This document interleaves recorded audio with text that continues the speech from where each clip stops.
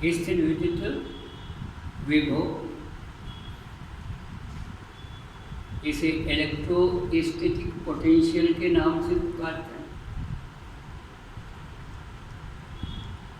हमारा अनुभव है कि अगर किसी पात्र में हम सामान्य ताप का पानी ले लें और कोई धातु का टुकड़ा या कोई वस्तु गर्म करके इसमें अगर हम छोड़ देते हैं तो इसमें ऊष्मा गर्म वस्तु से ठंडी वस्तु की ओर चलने लग जाती है। तो ये तब तक क्रिया चलती रहती है जब तक कि इस अंदर जो वस्तु है इसका ताप और पानी का ताप और पाठ का ताप सब ताप बराबर नहीं हो जाते, तब तक ऊष्मा के आदान प्रदान की प्रक्रिया चलती है। इसी प्रकार से अगर पहाड़ की चोटी से कोई पत्थर हम छोड़े या किसी मीनार से कोई पत्थर छोड़े तो नीचे की ओर आता है,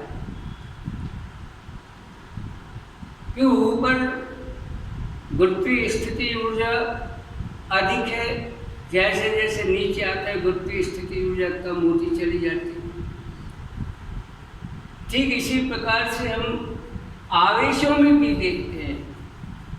अगर मान लो एक कोई पिंड है, इस पर धनावेश वितरित है, कोई दूसरा पिंड है इस पर आवेश नहीं अनावेशित है, यहाँ भी इलेक्ट्रॉन का आदान प्रदान शुरू हो जाता है।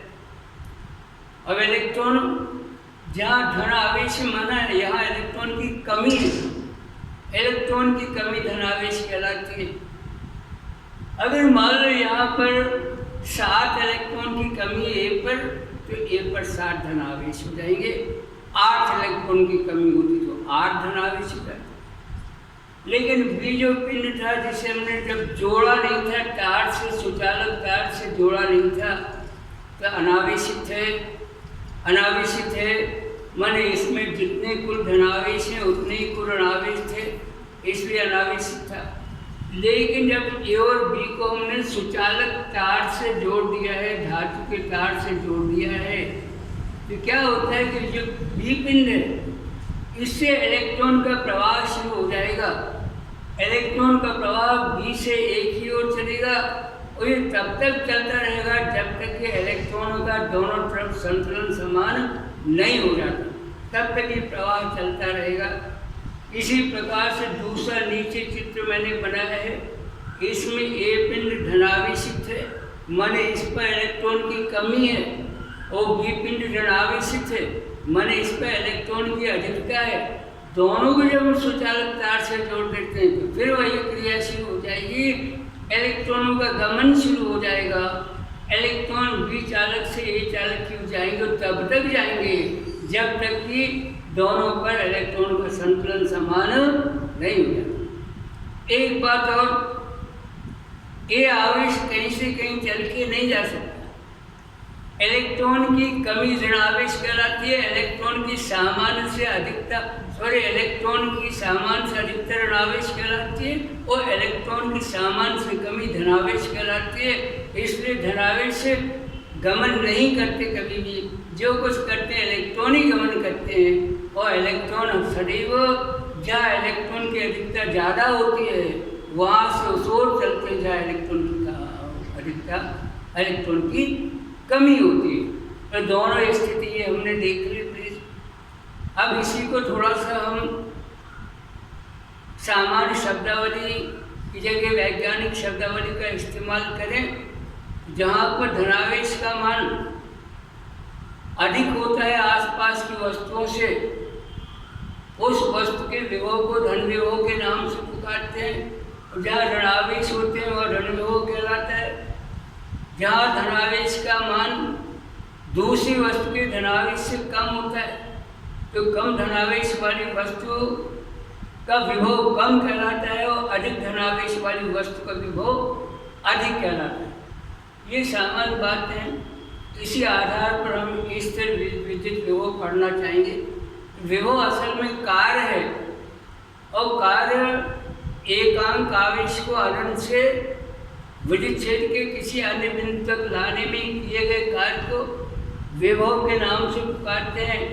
एक चित्र की सहायता से मैं अपनी बात स्पष्ट करने का प्रयास करूंगा। यहाँ पर मान लो कहीं पर कोई आवेश है, O बिंदु है और O बिंदु पर Q आवेश है, तो किसी आवेश के आसपास जितने स्थान में उसका प्रभाव होता है उसको विद्युत क्षेत्र के नाम से पुकारते हैं।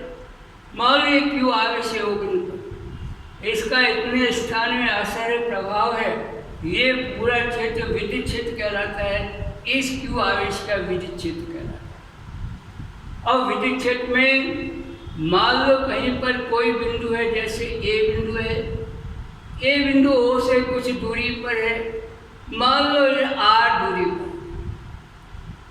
तो विभव को परिभाषित इस प्रकार से किया गया है कि एकांक धनावेश को अनंत से किसी विद्युत क्षेत्र के किसी बिंदु तक लाने में जितना कार्य करना पड़ता है, उस कार्य को उस बिंदु पर विद्युत विभव के नाम से पुकारते हैं।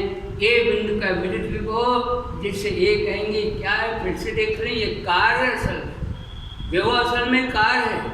कौन सा कार्य है?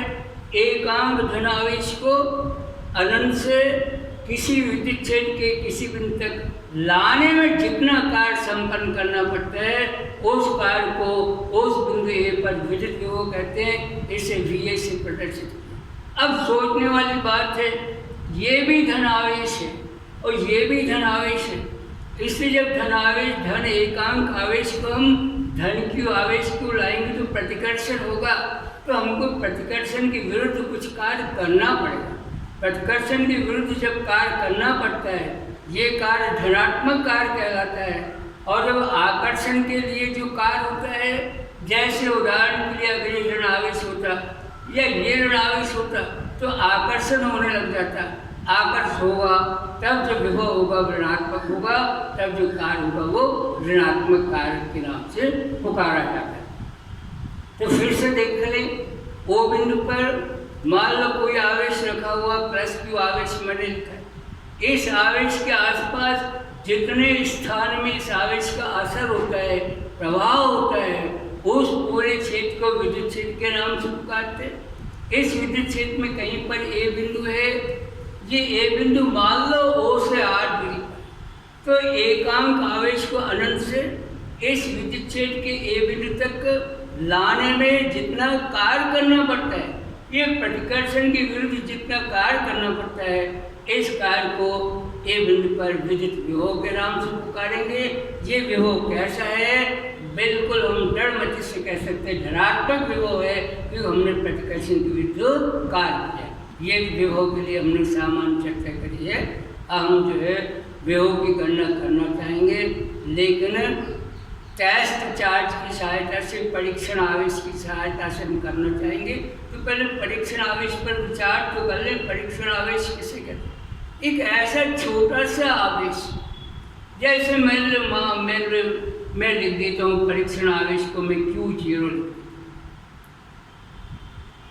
हूँ। Q0 परीक्षण आवेश, ये परीक्षण आवेश ऐसा छोटा सा आवेश होता है जो किसी अन्य आवेश के प्रभाव में कोई फर्क नहीं कर सकता है, कि आवेश के प्रभाव में कोई परिवर्तन नहीं कर सकता। तो परीक्षण आवेश वह छोटा सा आवेश है जो विद्युत क्षेत्र के प्रभाव में कोई परिवर्तन नहीं कर सकता, माने किसी अन्य आवेश के प्रभाव में कोई परिवर्तन नहीं कर सकता। ऐसे छोटे से आवेश को परीक्षण आवेश के नाम से पुकारते हैं। हम विद्युत विभव पढ़ेंगे और परीक्षण आवेश की सहायता से